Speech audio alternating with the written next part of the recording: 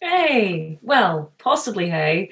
I am not entirely sure if we're actually live or not. But given the time delay on these things, we might be, or we might not. What do you reckon, Sherlock? Do you think we're actually streaming? Can anyone see us?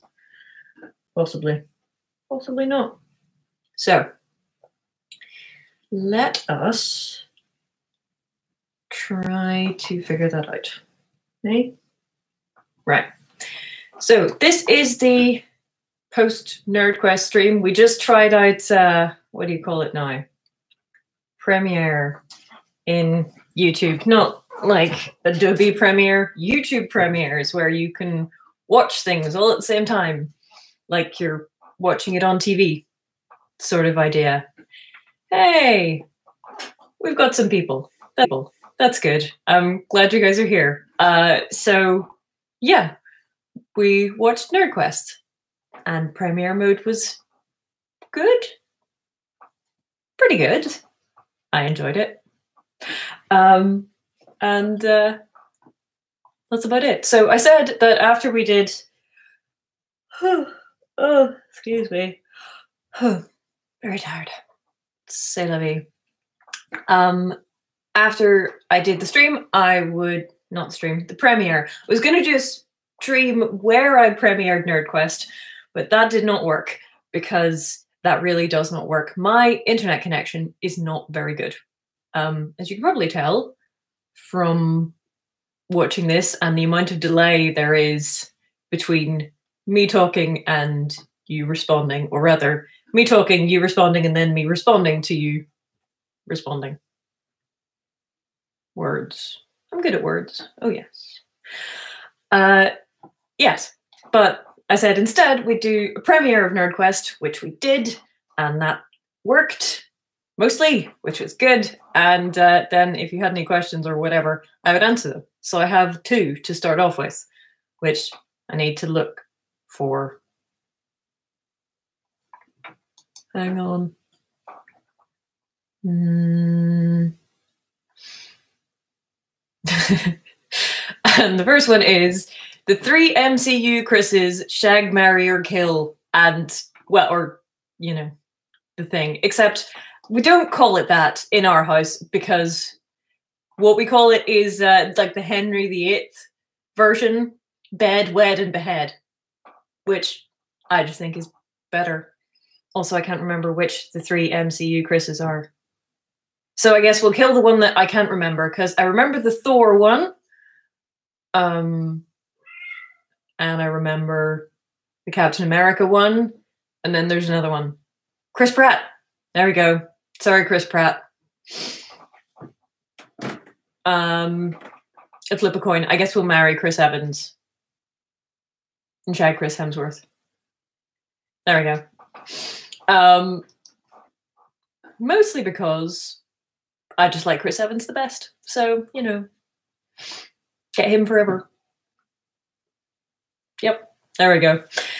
Are there any books that you want to recommend or do a review about? Actually, yeah, yes, and no, Minister, in answer to your question, Curtis, because I just read, well, I just got 60 pages into Last Shot, which is by Daniel Jose Older, which is a Star Wars novel. And I started reading it, and I was like, okay, great, Lando book, like it. Han, wonderful. Little bit of Leia, good.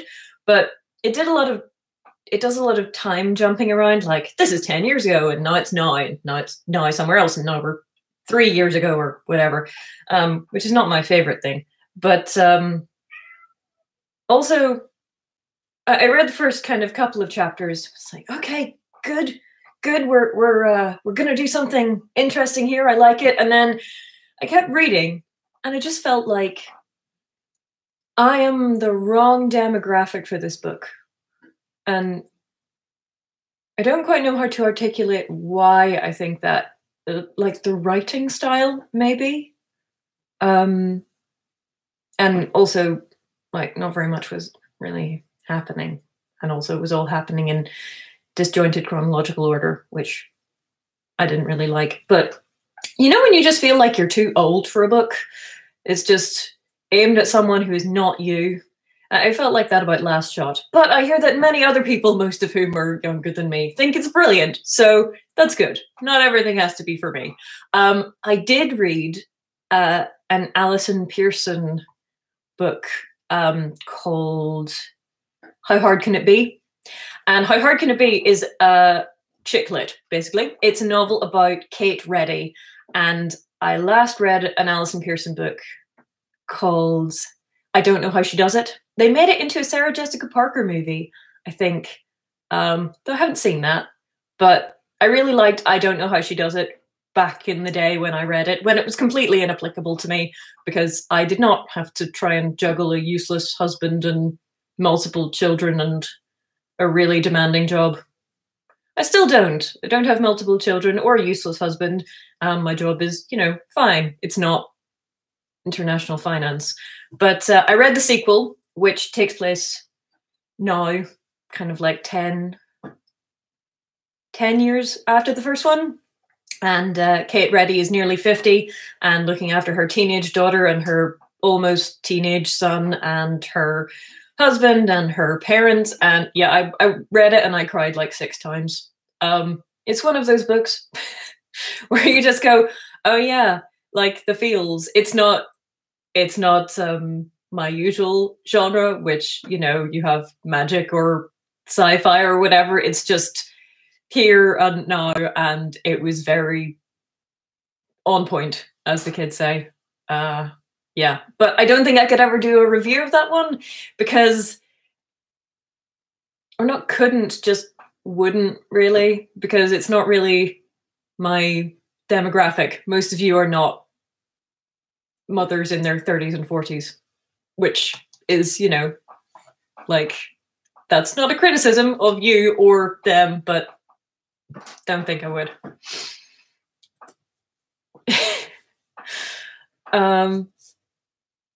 Have I read Twilight? Am I in the right age bracket? No, I'm not in the right age bracket. I was in the right age bracket for Harry Potter, which makes me just a bit too... I was in the right age bracket for like the whole of Harry Potter. So when Harry Potter first came out, I think I was 10, 11, that kind of age. So by the time the series finished, I was like 22-ish, something like that. 20, I don't know. But Harry Potter basically was my teenage years, but that makes me a bit too old for Twilight. And so I've never read it or seen the movies. I don't think. No.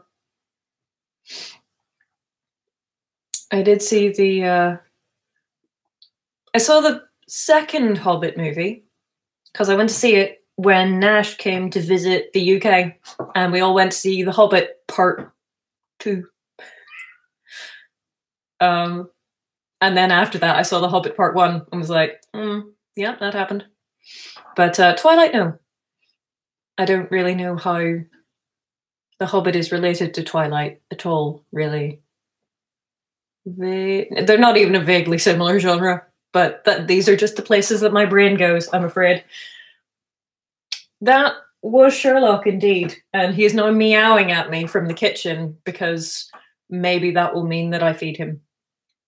He is probably out of luck because there are biscuits in there. He's just refusing to eat them because they're biscuits and they aren't soggy meat chunks out of a tin, which, that's the only kind of food that is good.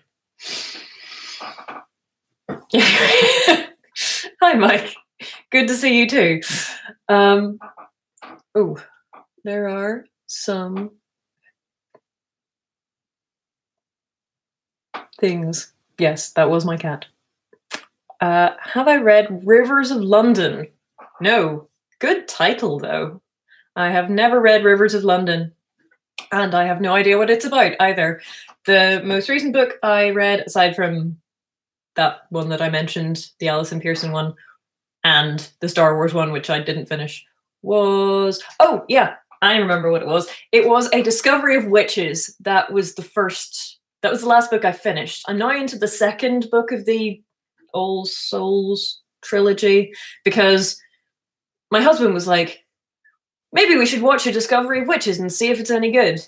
And so we did, and it's all right? But I decided I would read the book first and then watch it afterwards. So I read the first book, and then now we're watching the series. And it's kind of okay. The cinematography is nice, and also it has Molly Hooper of Sherlock in it, so that's pretty good. Do NerdQuest DVDs still exist? That is an excellent question, and one that you'd probably need to ask Mike if he's still in the chat. Mike, are you still in the chat? Because my NerdQuest DVD still exists. I just don't know about anybody else's. Ooh, okay. So Rivers of London is Ben Aranovich, urban fiction, police with wizards. Oh, no more NerdQuest DVDs. That is sad. Especially because they had the special features, which I rather enjoyed, because I'm quite sad like that. Because I, already saw the movie, I think. That sentence doesn't make sense. Never mind. But I really enjoyed watching the special features where Mike and Matt sit on a sofa and complain about the rain.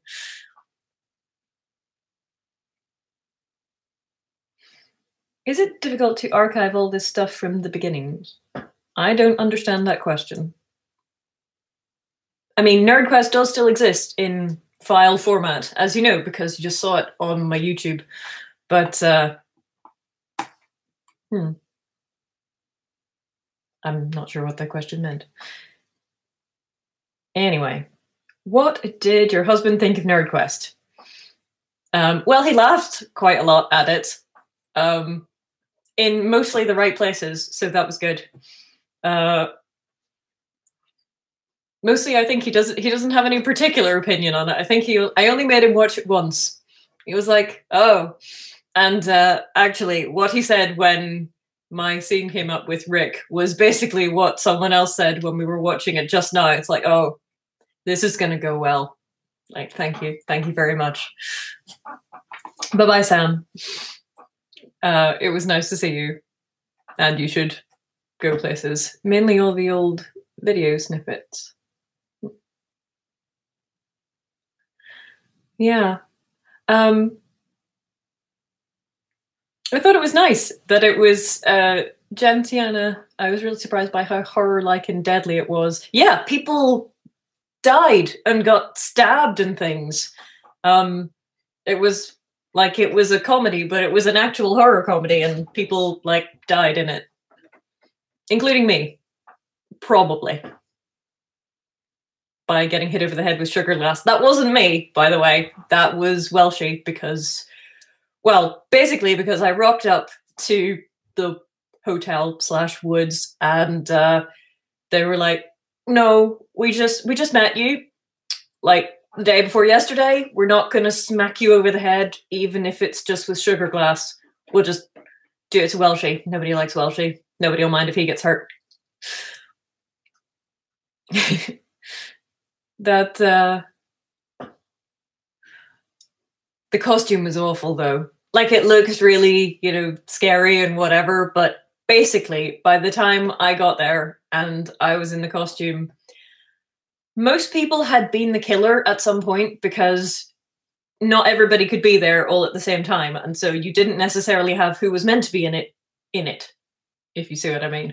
And so Welshie Matt was in it quite a lot, and basically most of the people in the cast had been in it at least once, because just needed someone to be the killer regardless, and they didn't have the right person necessarily, which meant that it smelled like teenage boy inside. Not that they usually smell like teenage boys, you understand, but when 6 people have worn the same thing and run around in it for a while, it was a little bit interesting. It was, yes. Welshie got way too into it. He spent the most time in the costume, I think, and he really enjoyed it slightly too much. I think he scared a dog walker at one point, him and Ollie, because Ollie was in his Burger King man getup, and Welshie's just standing there with the full face costume on, and this woman walks past, and no. Have I seen the Cinema Snob movie? No, I haven't, actually. Oh dear. Now kicking things under my desk. Don't mind me. Yes, the killer does indeed move differently in some scenes. Of course, you might think that that's because sometimes it's Marie, but well, put it this way, I'm significantly shorter than everybody else, so I think you probably would have noticed if I had actually been in it. Yeah. And it is never explained why Marie is the second killer, and so you have to kind of come up with your own explanation for this. Like, we don't have time to explain that. We have, like, plots to be doing. It is also never explained why Marie's English accent is so terrible, but there was a reason for it. Honestly. This is why I don't watch so many slasher movies. Yeah, I don't watch slasher movies at all, really. I don't like things which... I refused to go and see The Mummy in cinemas when I was 12 because someone told me there were scary parts in it, which, to be fair, there are at least a couple of kind of gross scary parts, but it's a really good movie, so I don't know, maybe I should have gone to see it. Still, they're less scary on DVD than they are in the cinema, so possibly it was a good choice. Guess what? I just got the notification. Oh, YouTube.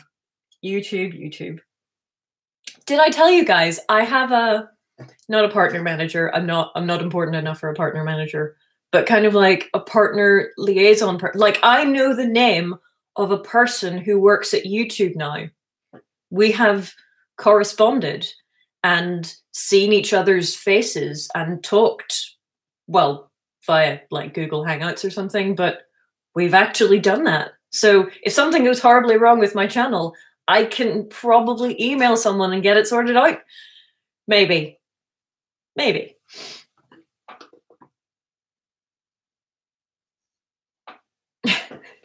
Oh no, that's even worse. Gentiana got the notification, but not for this stream. No, for the NerdQuest premiere, which was an hour and a half ago.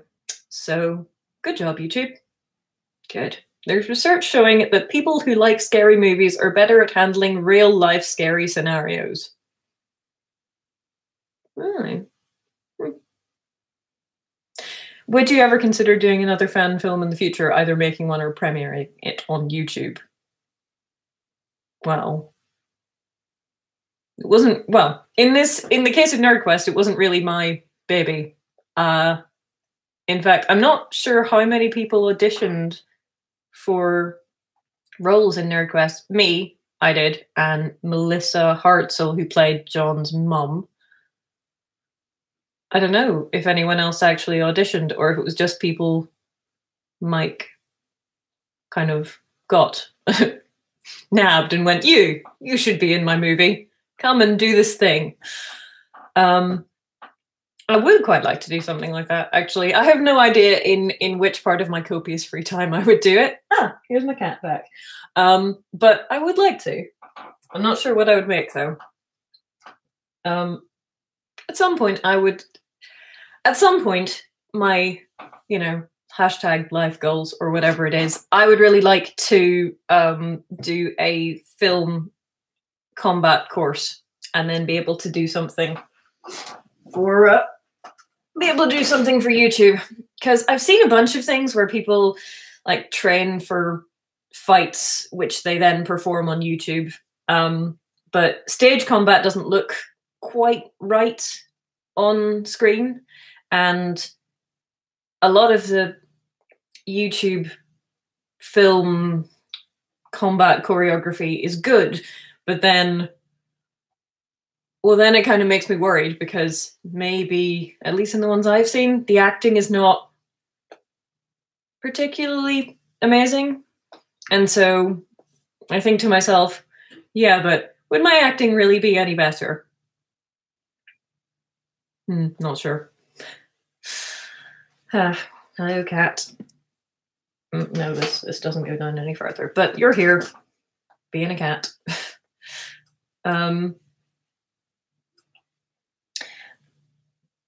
Hi, what you doing?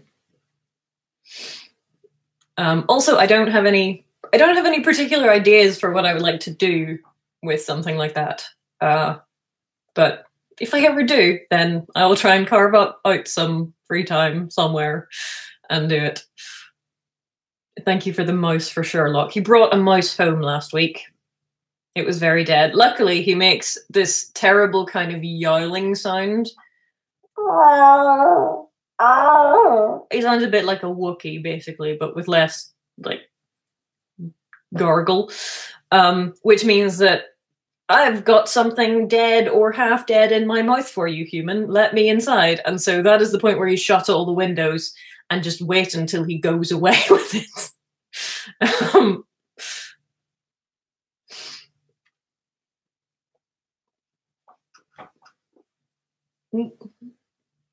You don't always have to be a good actor as long as you have good ideas for a story. Just do what you're good at or enjoy doing. I think that's very true, but I now notice bad acting much more than I did before, which makes me a bit picky about it. Hello. Yes, you're looking very photogenic over there at the corner of the screen. Hi. It's very dark in here. But there we are. Personally, I really enjoy editing, so I do that for a living now. That's pretty good. I mean, it is pretty nice if you can do something that you really enjoy for your day job. I really enjoy my day job. It has nothing to do with YouTube at all, but I really like it. And it's a lot of fun. It basically involves, like, very gently bossing people around and sending lots of emails. A lot of emails, but, you know, gently bossing people around nicely. It's fun. Ah, dear. What was your take on the change the channel thing? Well, where was I? I don't know if I was away or if I was visiting home or something, but basically I missed like the first 72 hours of all of that. What happened was the reason I found out about the change the channel thing, which will tell you how much we generally communicated with Channel Awesome, you know, generally, or management, was that I saw a post about it on Tumblr.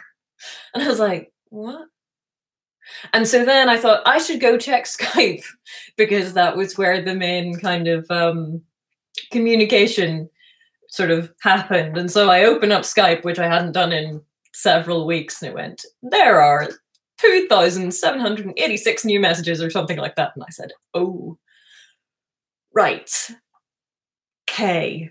But yes, I didn't do anything. I kind of hung around and didn't do anything until they put out their statement. They're quite infamous at this point, statement. And then I went, oh, yeah. Yeah, I think it's time to go. So I did, with more regret for what could have been than what actually was, because Channel Awesome, when I first joined it, everyone was very nice, and I got a larger at the beginning and then more modest as time went on bump in viewership, and some people who only found me through there who now subscribe and comment and whatever. But I think by the time I joined, it was already on a kind of downward trajectory, and people didn't necessarily feel very included or whatever by that point. And so I never really expected to. I was sort of like, this is a place where I can put my videos and maybe people will watch them and stuff, and that's good. And because I never expected anything more than that, I was never unhappy about it. And also because I never really had any contact. If you don't have any contact with people, then they can't do anything horrendous to you, is also true. Oh, sorry. Yes, I didn't actually explain what Change the Channel was, but like the short version was, somebody tweeted Alison, and I've forgotten Alison's surname now. That's not good. All I can think of is Alison Pearson, and then that's the author, and Alison Yanni, and that's CJ from The West Wing. But no, someone tweeted her about a question about Doug, and then she tweeted back saying that various bad things about Channel Awesome, none of which were entirely inaccurate. I mean, they did fire her, kind of not particularly following any. Okay, so you can't really fire someone who's an independent contractor, but they did not. They stopped showing her videos on the site for what seemed like a kind of spurious reason, and then she started tweeting about that and then other people started tweeting about Channel Awesome and how they left it, and if they left under a cloud, especially, and then more people, and then there was a hashtag, and then there were videos, and then there was a document of everyone's grievances, and then there was a fan document for a while, and then that went away because nobody could actually verify any of the things on it. And then there were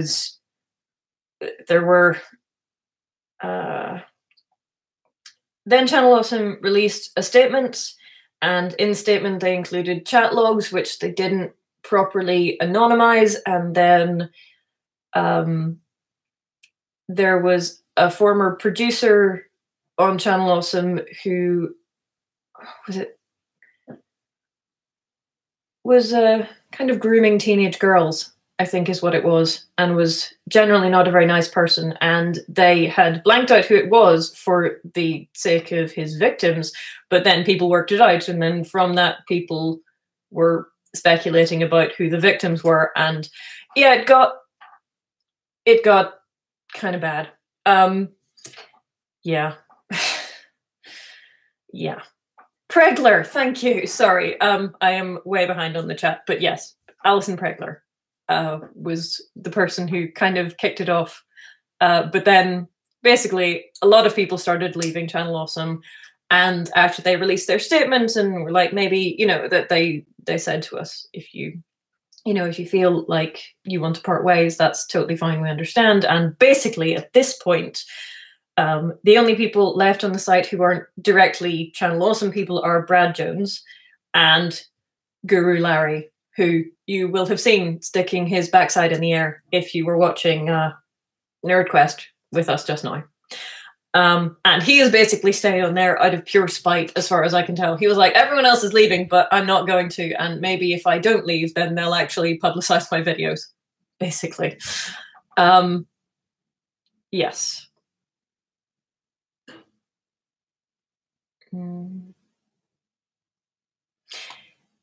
Yeah, so the anniversary videos had finished by the time I came on Channel Awesome, but I think yeah, they were interesting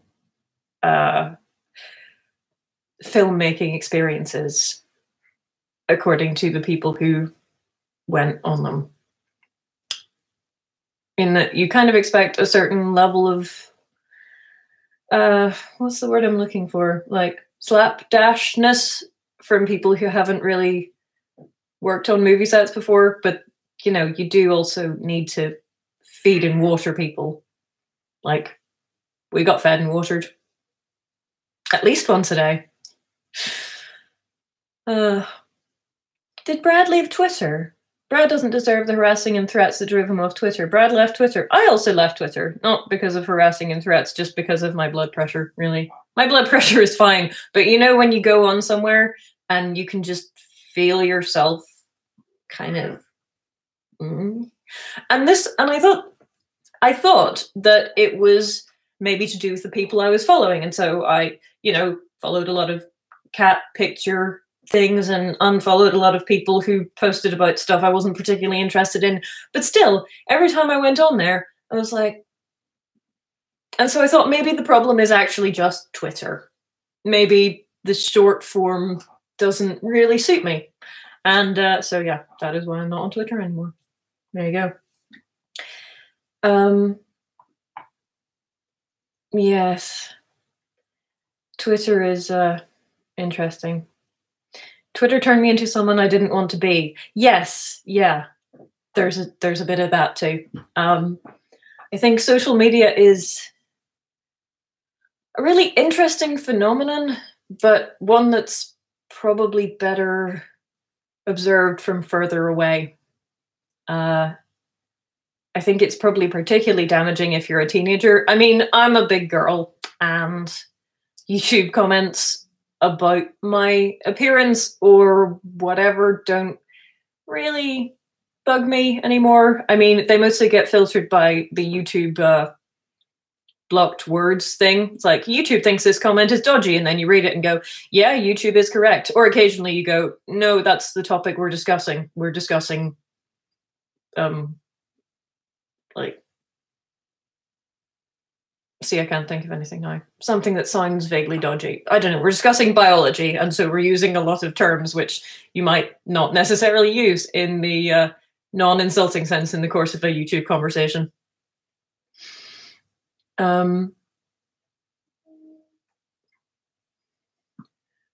Brad was on a podcast recently where he talked about the CI controversy, and pretty much he took CI's side. Yeah. Well, there is a lot of... Hello, cat. What are you doing? Yeah, I don't know. I have mostly stayed out of it because I don't really have a dog in this fight. And that's not to say bad things happening to people are not bad, but I feel like someone who is not actually involved in it piling on and going, shame, shame, is unhelpful. And there's a lot of that around. So I feel like I should stick to talking about stuff that I know things about. Whether not necessarily only things that I'm directly involved with, but at least something that I have some knowledge of. What did you think of the Rosa Parks Doctor Who episode? I have not yet seen it. I haven't seen any of the Doctor Who episodes yet because basically I keep meaning to, and then I keep falling asleep, is what happens. Like, I go, right, I have put the child to sleep, and it's 7:30 p.m. and I just... And this has happened basically most nights for the last few weeks, which is why I haven't seen Doctor Who yet, which is a bummer. Okay, Brad left running. Oh, Brad left running his Twitter page, so he still has a Twitter, he just doesn't run it himself. Wonder if I could get someone to do that. Probably not. Like, hey, do you want to run my Twitter page? I put up an episode like once a fortnight. Yeah, probably not. Will there ever be a Darth Ursa episode, like if we demand that you read 50 Shades of Grey? Hopefully no one will ever demand that I read 50 Shades of Grey. For many, many reasons. But I seem to recall doing an episode back in the dark ages, before I had an HD camera, where I wore a cloak for some reason. Like, I remember that being a thing, but I think it was like somewhere before episode 20, and briefly. That was back when I still had Barkley, the black and white cat. So that was a long time ago. I have, although as you well know, Valdegast, I have in fact done reviews of things I don't like Revenge of the Sith and Jesus Christ Superstar. Thanks for making me do that one. Guys, delegate your Twitter to Ursa Minor. Well, you know, she can't read, so that would probably work pretty well. Oh yeah, no, I've seen some of Dom's episodes on 50 Shades and Lost in Adaptation. He was real cross about it.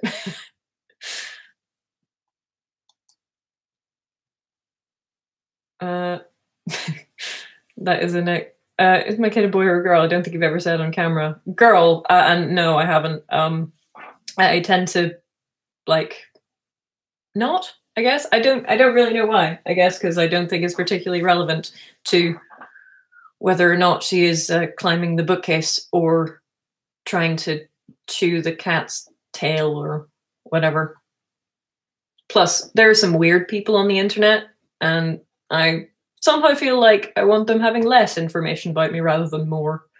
Unless it's useless information. Like, I have moved house 14 times in the last 14 years. That is a true piece of information. Also quite a depressing one, but we get there.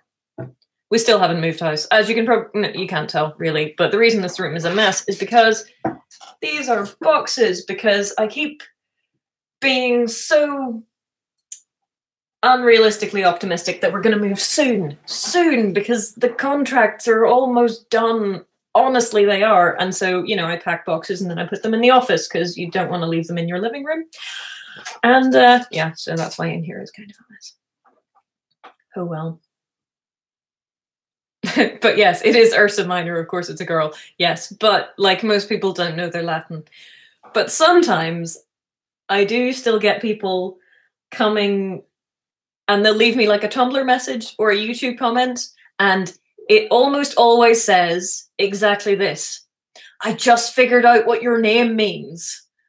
And that always makes me happy because, you know, there's nothing better than a pun, except maybe a pun that you have to work at a little bit.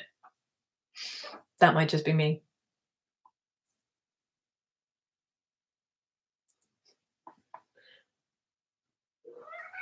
Of course, most people don't call me Ursa nowadays, they just call me Jill. But, you know,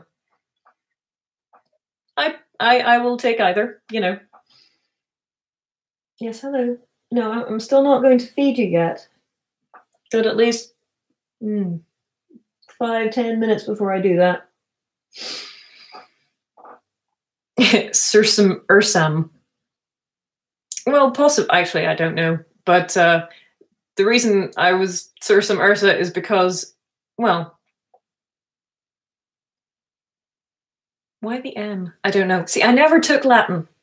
And so I only have the vaguest idea of what's going on. But I saw Obscurus Lupa and was like, oh, that's a nice kind of thing. And then I thought, oh, now I can make a pun because Sursum Corda from the Latin Mass is lift up your hearts. I'm like, wait, I can do something with that. Yes, good. Sursum Ursum.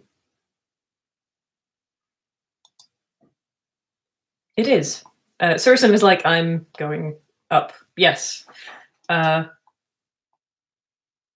Which is pretty much perfect, really. The M denotes motion, I think. I never took Latin either. Well, oh well. Speaking of aggregate sites, without saying too much, one of the sites you're on, Geek Vision, is still under maintenance. That's true. Zach is doing things. I'm not quite sure what, but something. To be honest, I'm not even entirely sure how many sites. Oh no. Yeah, I was. The Geek Vision people are all great. I really like them. It was Zach invited me on and was like, "It's like we want to be, you know, a video aggregate site, but we want to be, you know, chill to each other." Like, great, sounds good. I'm all for that. Anyway, the cat, bless him, has at least reminded me and made me look at the time. Still on Agony Bees and Channel Zero, that is true. And yes, I know, Sherlock, I know. Has made me look at the time and noted that it is 26 minutes past 3 here, which probably means that I need to go and do nursery pickup quite soon. So, in 3 minutes... Hello, Sasha. Welcome. Yes, it does. I will, in like 3 minutes, there is my NerdQuest review is going to be up, during which I will tell some of the same jokes that I told during the stream. And also maybe the chat. Are you a fan of Douglas Adams? Yes, though not like I was talking about Douglas Adams the other day. Can't remember why. But yes, do a podcast about Dirk Gently. I've never read Dirk Gently, but I feel like it's one of those things that I would really enjoy. So maybe I will see if they have it at the library when I go back to take back Last Shot. I also got like one of the Chuck Wendig Aftermath Star Wars novels while I was there, so that's pretty good. Gentiana, it has been a pleasure. You should Netflix, Durjan. I don't have Netflix. Rubbish. Do you think Channel Awesome would have worked better if it was a contributor run and owned co-op? Probably not. I mean, maybe, but if people had a stake in it, I guess possibly.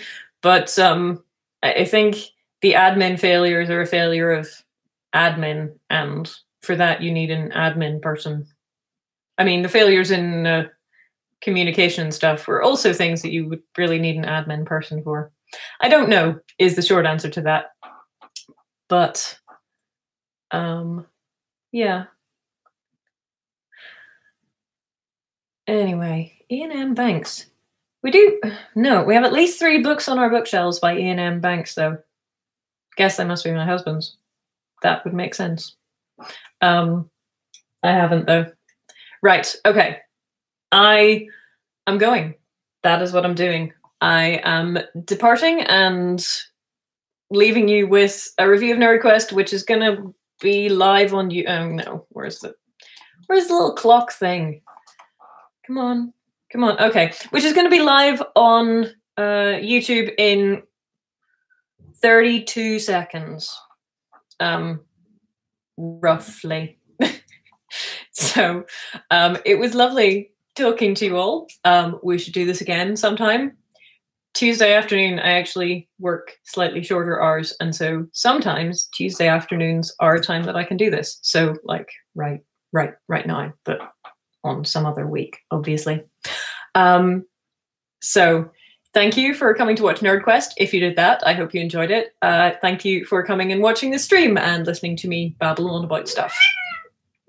Yeah, I know. Okay, come here. Yeah, I know, you're whining. You got to say bye to the nice people. And we will talk to you all soon, won't we? Yes? Yeah, we will. Okay, I'm going to feed the cat now before he eats me.